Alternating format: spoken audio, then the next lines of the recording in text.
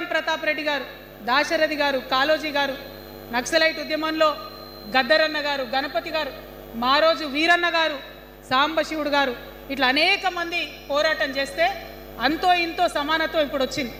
మలిదశ తెలంగాణ ఉద్యమంలో కేసీఆర్ గారు, అట్లానే ప్రాణాలు ఇచ్చినటువంటి ఇషాన్ రెడ్డి గారు, యాదయ్య కావచ్చు, సువర్ణ కావచ్చు, అనేక మంది కొట్లాడితేనే ఇవాళ తెలంగాణ రాష్ట్రం వచ్చింది. వీరికన్నా ముందు మరి మీ అందరికీ తెలుసు, సమ్మక్క సారలమ్మ దగ్గర నుంచి మన దగ్గర సామాజిక ఉద్యమాలు నడిచినాయి.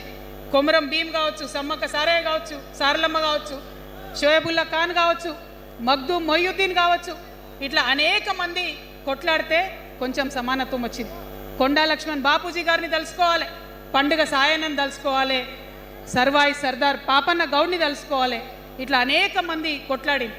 పంతు నాయక్ గారు ఉన్నారు, మరి ఇట్లా ఆదివాసీ వీరులు అనేక మంది ఉన్నారు. బియ్యాల జనార్దన్ రావు ఉన్నారు, ఆదివాసీల కోసం కొట్లాడినటువంటి బిడ్డ. వీరందరినీ కూడా వారి స్ఫూర్తిని తీసుకుంటాం.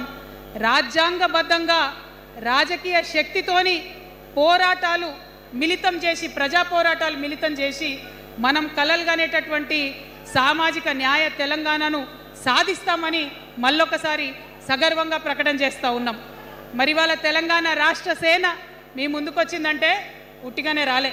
తెలంగాణలో ఏం జరుగుతుందో ఒకసారి తెలుసుకోవాలి, మనం ఆలోచన చేసుకోవాలి, అర్థం చేసుకోవాలి. ఎన్ని పార్టీలు ఉన్నాయి? 3 పార్టీలు ఉన్నాయి. భారతీయ జనతా పార్టీని తీసుకుందాం. ఆ బీజేపీ అనే పార్టీకి అసలు తెలంగాణ ఏర్పాటే ఇష్టం లేదు, తెలంగాణ ఏర్పాటు అవడమే ఇష్టం లేదు. అందుకే వాళ్ళ అగ్రనాయకత్వం అంతా కూడా ఏం మాట్లాడతారు? తల్లిని చంపినరు, పిల్లని బతికించరు అని ఒకలంటారు. ఇంకొకరు ఏమంటారు? నిన్ననే ఒక తలకాయ లేని ఎంపీ, మెడకాయ మీద తలకాయనే లేదు ఆయనకు, ఏమన్నాడు ఆ ఎంపీ? ఇండియా పాకిస్తాన్ విడదీసినట్టట, ఆంధ్ర తెలంగాణను విడదీసినట. మరి వాళ్ళ అగ్రనాయకత్వం ఇన్ని మాటలు అంటుంటే మన ప్రాంతంలో ఉన్నటువంటి భారతీయ జనతా పార్టీ బానిస ఎంపీలు ఎవరైతే ఉన్నారో ఒక్క మాట కూడా వాళ్ళు మాట్లాడరు. ఫెడరల్ స్ఫూర్తికి విరుద్ధంగా రాష్ట్రం ఏర్పాటు అయిన తర్వాత 7 మండలాలు మనకి గుంజుకుంటే పార్లమెంట్లో పల్లీకులు ఇస్తారు, కానీ ఆ ఎంపీలు ఒక్క మాట కూడా మాట్లాడరు. మనకు 8 రూపాయలు ఇవ్వకపోతే ఆ ఎంపీలు ఒక్క మాట మాట్లాడరు. విభజన హామీలు ఇవ్వకపోతే ఆ బీజేపీ బానిస ఎంపీలు ఒక్క మాట కూడా మాట్లాడరు. అంతేకాకుండా సామాజిక న్యాయం అనేటటువంటి ఒక కాన్సెప్ట్కే బద్ద వ్యతిరేకి భారతీయ జనతా పార్టీ. అందుకే ఏం చేస్తున్నారు? మహిళా బిల్ అయితే మోసం, 2 సార్లు పాస్ చేసిర్రు, దాన్ని మొత్తానికే పక్కన పెట్టేసిండ్రు. బీసీ బిల్లు ఇక్కడికి వెళ్ళి పంపిస్తే దాన్ని తొక్కిపెట్టిండ్రు. కులగణన వేస్తామన్నారు, దాన్ని తొక్కిపెట్టిండ్రు. అత్యంత పేదవాళ్లకు సమాజంలో 2 బుక్కలు అన్నం పెట్టేటటువంటి ఉపాధి హామీ పథకం ఉంటే కూడా దాన్ని కూడా మొత్తానికి బంద్ చేసి పెట్టిండ్రు.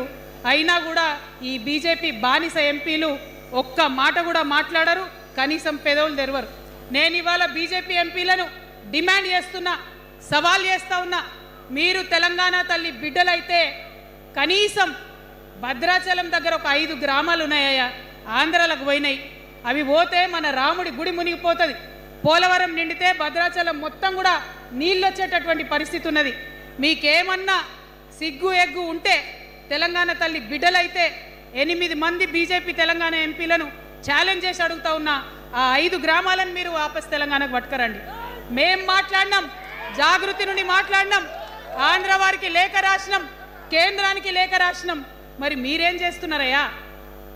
రాముడి గుడి ఇక్కడ భద్రాచలం రాముడు కాదా? ఆయన గుడి మునిగిపోయినా మీరు మాట్లాడరా?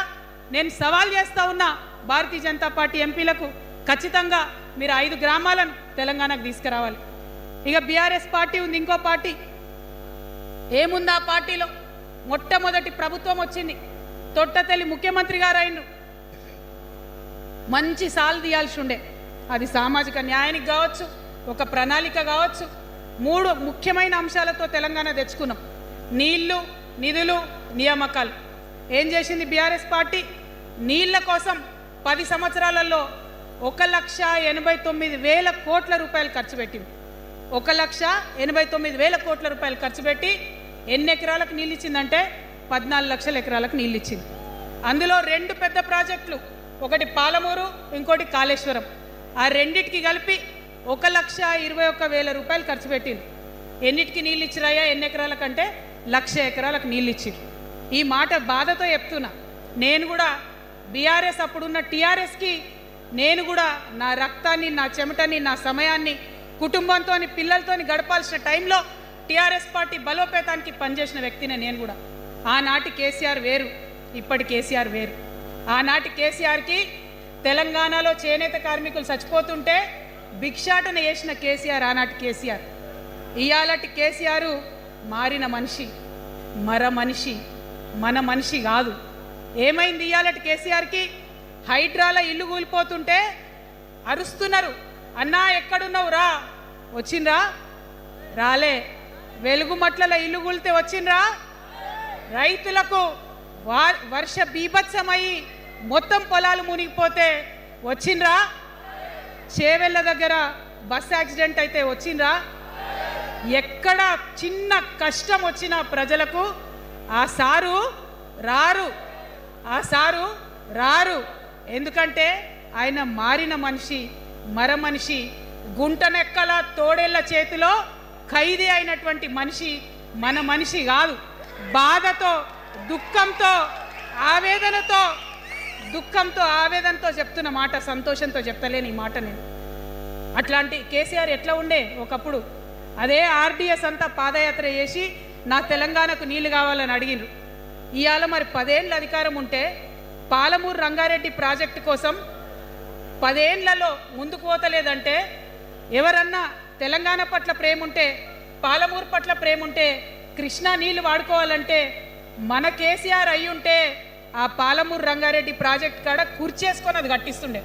ఏం చేసినారు మారిన కేసీఆర్ గారు? పంజాబ్ పోయినరు, గుజరాత్ పోయినరు, బీహార్ పోయినరు. మేము మొత్తం రాష్ట్రంలో పీక్ కట్టలు కట్టం, నేషనల్ పార్టీ పెడతామని పోయినరు తప్పితే తెలంగాణ ప్రజలను పట్టించుకోలేదు. పట్టించుకుని ఉంటే, కేంద్రంతో గొడవ పెట్టుకోకుండా ఉంటే ఇవాళ పాలమూరు రంగారెడ్డి పారకపోతుండేనా? నేను అడుగుతా ఉన్నా స్ట్రేట్గా. ఇన్ని రోజులు నేను ఎన్ని మాటలు మాట్లాడినా బీఆర్ఎస్ పార్టీ నాయకులు ఒక్కరు కూడా బయటకు వస్తలేరు, సమాధానం చెప్తలేరు. దీనికి మీరు సమాధానం చెప్పకపోతే ప్రజలే మిమ్మల్ని బయటకు లాగి సమాధానం చెప్పేటట్టు చేస్తారని కూడా ఈ సందర్భంగా నేను తెలియజేస్తా ఉన్నా. ఒకటే మాట అడుగుతున్నా, మన కేసీఆర్ అయి ఉంటే ఆనాడు తెలంగాణ బిడ్డలు కష్టపడితే బయటకు వచ్చి నా బిడ్డలకు ఇబ్బంది అవుతుందని కొట్లాడిన వ్యక్తి, సింగరేణి గనిలో ఒక కార్మికుడు చనిపోతే అక్కడి దాకా పోయి చూసి వచ్చినటువంటి వ్యక్తి. మరి తెలంగాణ వచ్చినాక ఏమైందా ప్రేమ?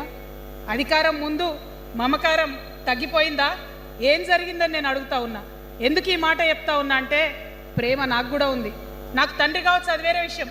కానీ ఒక రాజకీయ నాయకుడిగా వారు ఈ మధ్య రాజకీయ పరిణితి కోల్పోయి మాట్లాడుతూ ఉన్నారు. కేటీఆర్ గారు మాట్లాడిందంటే ఓకే అనుకోవచ్చు, ఆయనకు పెద్దగా తెలియదు పాపం. కానీ కేసీఆర్ గారు అనే మాట ఏంటంటే, ప్రజలు తప్పు చేసిండ్రు. ఓకే, ఒక సెకండ్ నేను ఒప్పుకొని దాన్ని, ఒక సెకండ్ అనుకుందాం. ప్రజలు తప్పు చేస్తే నేను ఒక తల్లిగా అడుగుతున్నా, నేను నా కొడుక్కో మాట చెప్తా, వాడు వినలేదనుకో, కింద పడ్డాడు అనుకో, ఇడిచిపెడతానా? దగ్గర తీసుకొని మంది అనా? ఓకే, ప్రజలు తప్పు చేసిర్రు అనుకోండి, మీకు అధికారం ఇవ్వలేదు అనుకోండి, ఒక కర్కోటకుడి పాలన నడుస్తుంది అలా తెలంగాణలో.